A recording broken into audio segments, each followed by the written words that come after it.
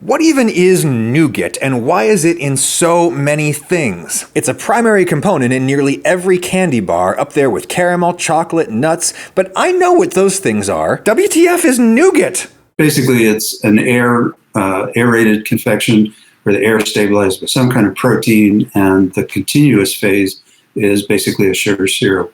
That's Dr. Richard Hartel, professor of food engineering at the University of Wisconsin-Madison, and continuous phase in this context basically just means the main structure of the thing. In chocolate, the continuous phase is fat, cocoa butter, a web of fat molecules with little bits of cocoa solids and sugars hanging inside that web. Those are the dispersed phases. In nougat, the dispersed phase is air, and the continuous phase, which holds that air, is a sugar matrix. And within that, there's a web of proteins surrounding the air bubbles. The protein is what makes this whipped sugar syrup stable, solid, and stretchy or bouncy. So that makes sense, but here's the thing. An aerated sugar syrup stabilized with protein describes a lot of different confections. Not just nougat, but meringue, marshmallow, a popular one here in the American South called divinity. What makes a nougat different? Well, Dr. Hartel says it comes down to 4 big variables: the air content, the water content, the kind of sugar being used, and the kind of protein being used. We'll work ourselves back through that list. Nougat is usually made with egg and sometimes soy protein.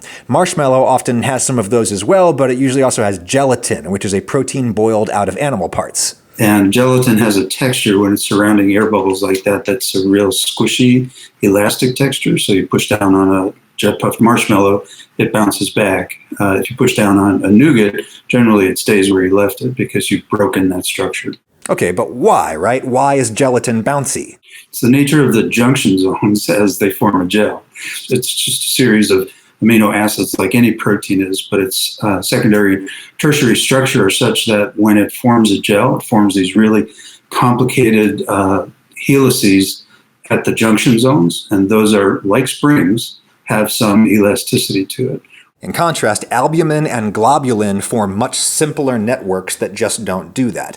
And albumin and globulin are the proteins in eggs and soy, respectively. And it's usually eggs being used in nougat. But albumin is also the protein used in this stuff, marshmallow fluff. There's no gelatin in this, just eggs. Why is this marshmallow and not nougat? Well, I think we need to see some nougat being made. Let us don our Mr. Rogers cardigans and our hairnets and get a little factory tour.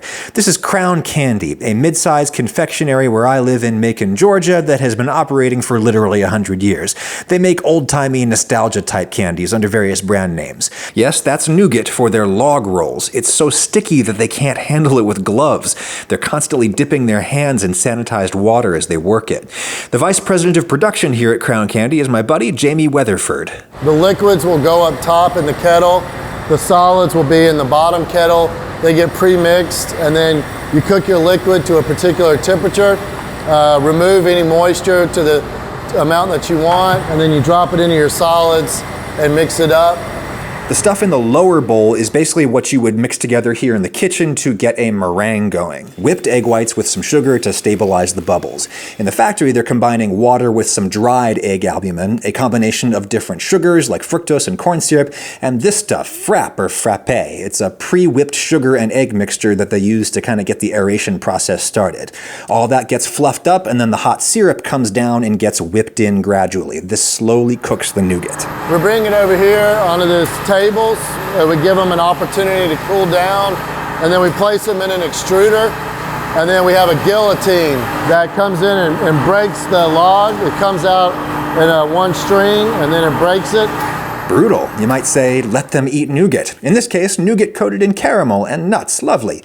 Then the logs go into a climate-controlled room to cure or dry out for a little bit. And this gets us to the second of the 4 big variables that make nougat nougat and not something else, and that is water content. It's pretty intuitive. The more water a confection has, the softer it's generally going to be. Hence, marshmallow fluff, or in this case, Italian meringue, which is just homemade marshmallow fluff.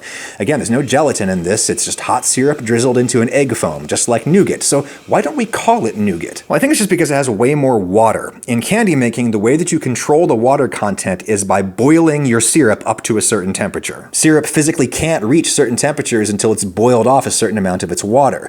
That's why it doesn't really matter how much water you put into your sugar when you start, because you're going to boil it out until you hit your target temperature, which for Italian meringue is about 240 Fahrenheit, 115 C. That's low as candy making goes, so there's still a lot of water left in here, which is why the resulting product is soft and spreadable. I think the softer, bouncier texture of this reminds people more of marshmallow than of nougat, so that's why some people, including myself, call it marshmallow, even though it has no gelatin. When they make nougat at Crown Candy, they boil it up to 270 Fahrenheit or 132 C. That's pretty hot as far as these things go, so the resulting product is much more firm. Indeed, the texture of a confection is so sensitive to tiny variations in water content that Jamie literally has to check the weather before he comes to work every day.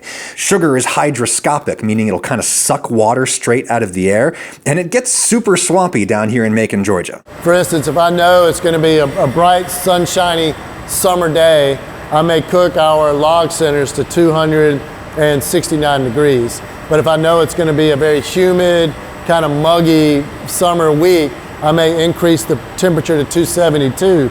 He's got to cook more water off to account for the water the candy is going to suck in from the air.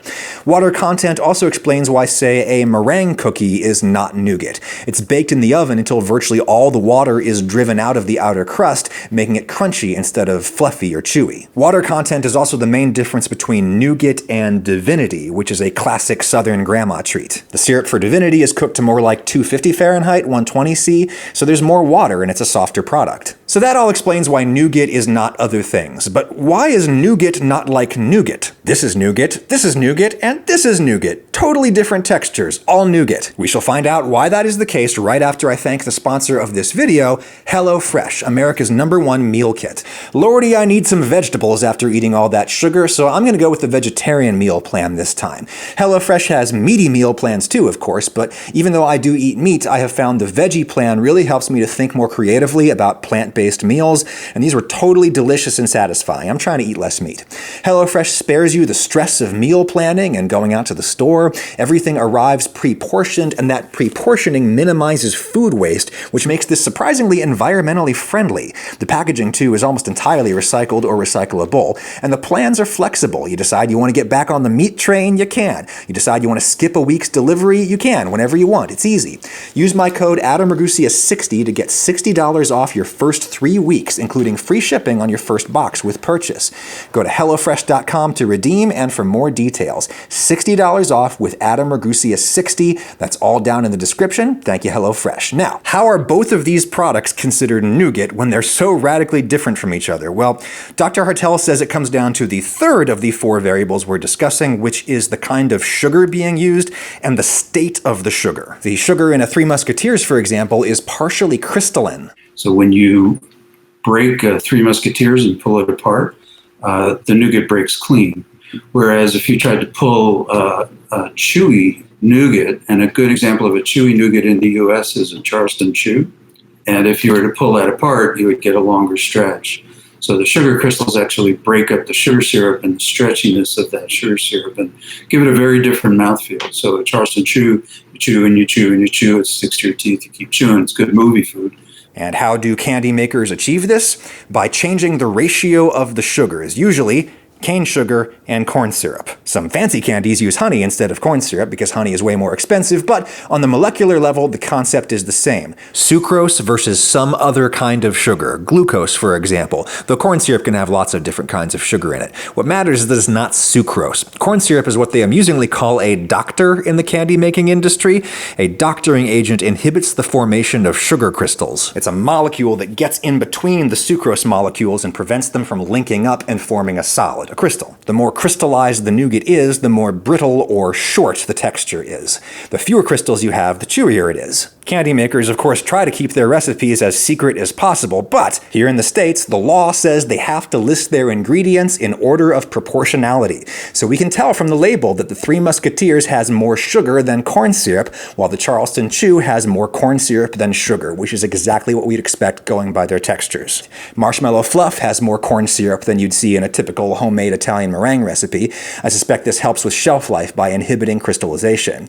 You can also stop a crystal from forming by inverting the sugar, that is, breaking sucrose down into a monosaccharide, which can be done with heat or acid. That's why some confection recipes call for cream of tartar to break down some of the sugars and inhibit crystallization. Also, the size of the crystals matters. A Three Musketeers bar has lots of very small crystals in it. Dr. Hartel says one way to achieve this is by adding powdered sugar to nougat as what they'd call seed crystals. So when we do that in the lab, we pour the last thing we add is the powdered sugar, make sure it's uniformly mixed, and then pour that onto a slab. And if you tasted it then, it's got a little bit of short texture to it, but it's the next day, then it becomes really short like a Three Musketeer. As any elementary school science student can tell you, it takes time for crystals to grow. Now, the fourth and final thing that makes this different from this is the amount of air that you whip in. Big difference between marshmallow, which has a really low density, somewhere down around 0.3, 0.4 for a jet puff marshmallow, versus nougat, which is probably closer to 0.9 to 1. And so it's much, much more dense. And so you can also change the texture of nougat by changing the aeration level. Air also helps to explain the mystery that you've probably been contemplating this entire time, which is why is nougat in everything? You know, one of the kind of mantras of the food industry is the more air you can sell, the more money you make. Air is free, and nougat is full of air. Free bulk for your product. So I don't know about you, but when I was a kid, and I had whatever, a quarter, what was the candy bar that I wanted most? The biggest candy bar. And so I always picked a Three Musketeers because it was the biggest thing. I'm right there with you, Doc, though this is still one of my favorite candy bars to this day. I love that light, fluffy texture. So, what have we learned here? Well, I think it's that candy making is a lot like bread making. Bread is all just different combinations of some flour and some water and some yeast and some salt. And through very subtle differences in the type of ingredient and the proportions and the process, you get a world, a whole universe of different breads. It's kind of the same thing with confections. Subtle variations of protein, sugar, water, and air give you a whole universe of different nougats for you to try. Get out there and get one that speaks to you. Of the four big variables that make